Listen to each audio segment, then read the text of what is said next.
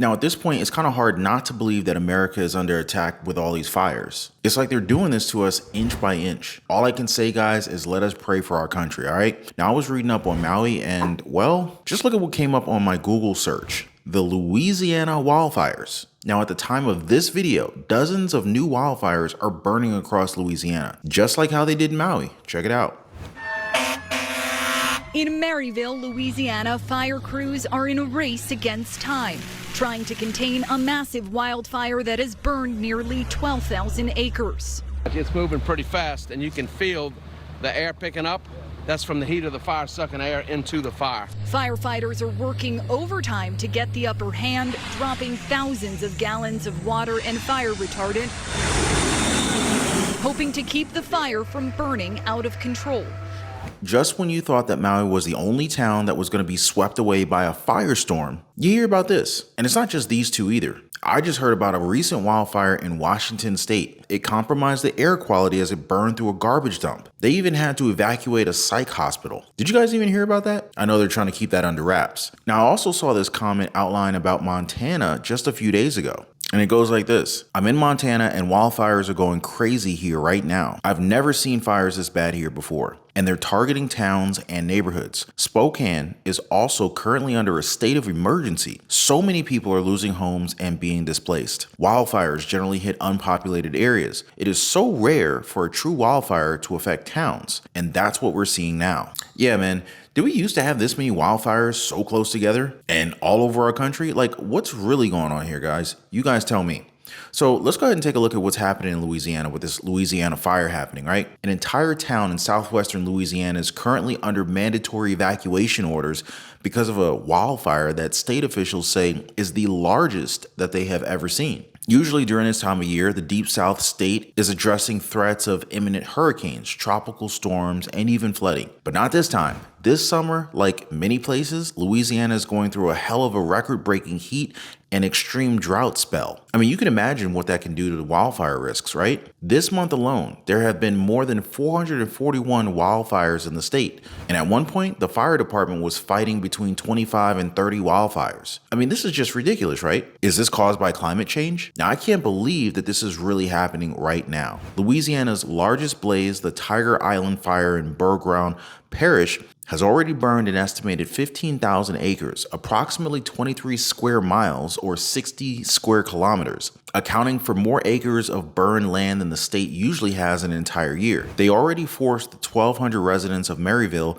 a rural town just east of the Texas border, to evacuate in the wee hours of the night. There have not been any reported injuries, thank goodness, but at least 3 residential structures have already been burned down. I mean, really, resources are stretched so thin as firefighters work in hot weather, and they use local water sources and a community that is used to flooding, hurricanes, rather than drought and fire. Now, their own government said that once they're out of firefighting resources, they're out. Basically, nobody alive in Louisiana today has ever seen these conditions. It has never been this hot and this dry for so long. I mean, just last week, they had to declare a state of emergency because of extreme heat. Have you guys heard about something like that before? A state of emergency for extreme heat? And with the hot and dry conditions that they're seeing, state and fire officials, they're saying that something as small as warm exhaust pipes on grass, cigarette butts thrown out of a car window, and sparks from dragging safety trailer chains can quickly escalate to mass devastation. Honestly, guys, if you haven't yet, I highly recommend you subscribe to the channel and tap in that notification bell. That way you will not miss out on any of these important news updates that I have for you. We're a financial freedom fam, and there is no financial freedom if we don't keep ourselves and our families safe, right? So yeah, go ahead and hit that subscribe button and also tap that notification bell, all right? Now, if you're feeling a little bit extra generous, go ahead and light up the thumbs up button as well. Appreciate that, guys. Now, on to Maui. The electric company just admitted that the evidence to determine how the wildfires started may have been compromised.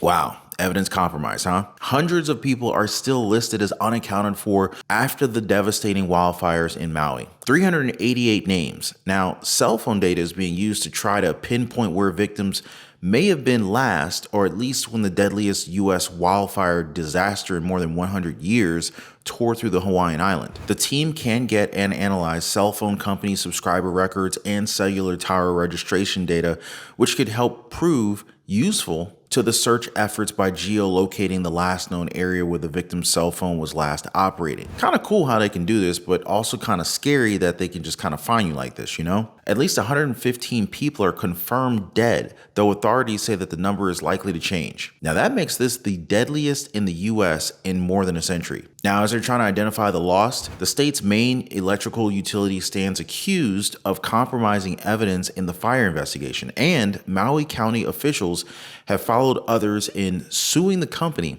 over responsibility for the fire. Even first responders are pressing for answers about why weren't they better prepared after a very similar devastating fire just 5 years ago. But the real headline for me right now is how the power company itself admitted that the evidence may have been compromised, especially since the Hawaiian Electric Company is facing scrutiny over its actions before and after the fire actually broke out. Not a good look for the electrical company. The company said fallen power poles, power lines, and other equipment were moved during firefighting efforts and as officials worked to make the area safe for residents. The company told attorneys that it was possible, even likely that evidence that relates to the cause of the fire might be lost. The equipment was removed from the area around Lahaina substation, which is thought to be where the blaze started before federal investigators arrived. Now, these actions could very well have violated national guidelines, which say that the fire scenes should be heavily preserved for investigators and any and all evidence should be secured and not removed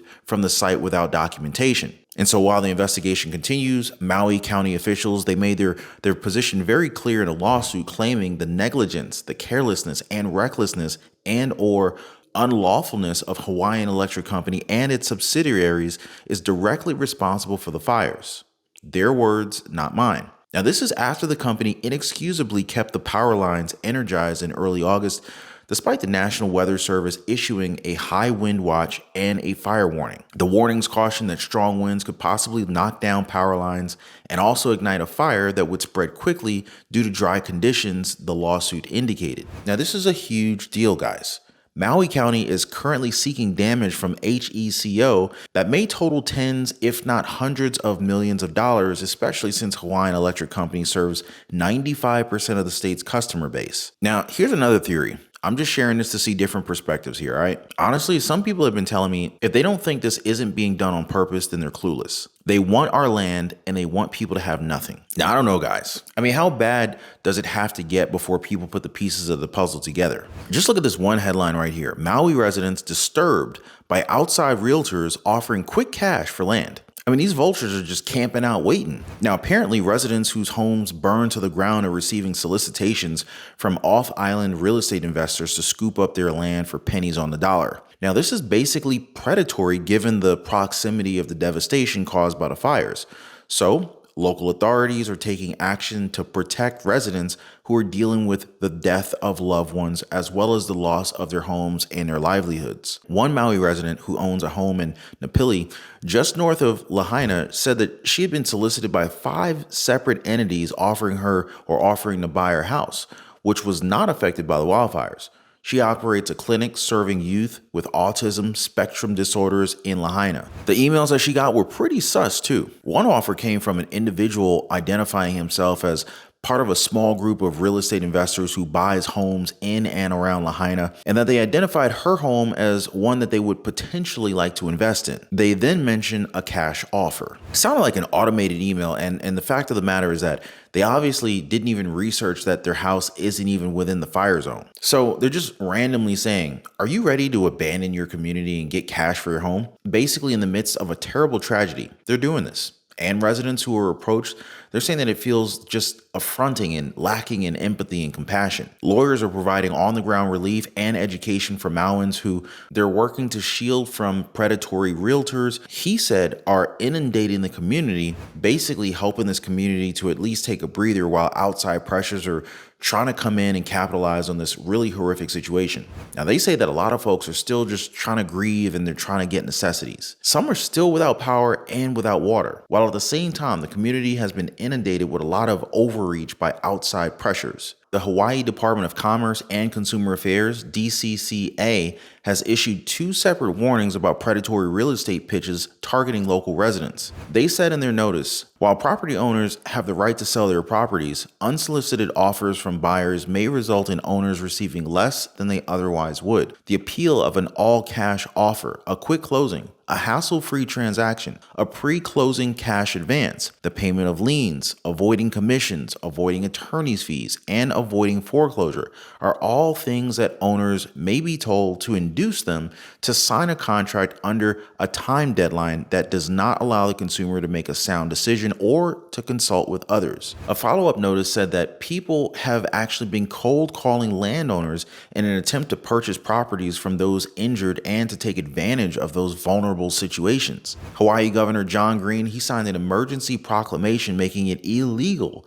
to solicit Mauians to buy their land. I didn't even know that that was possible. Basically, the making of an unsolicited offer to an owner of real estate property located in 3 East Maui zip codes to purchase the property is a crime punishable by up to 1 year in jail and a fine of $5,000. Now, it's not hard to connect the dots at this point. It's kind of making me wonder, at least ask, do these real estate companies have something to do with the fires? Are they down with this land grab? Definitely something that we can look into, guys. What do you guys think? By the way, if you made it this far in the video, please drop a quick like, also subscribe to the channel, and I look forward to seeing you guys on the next one.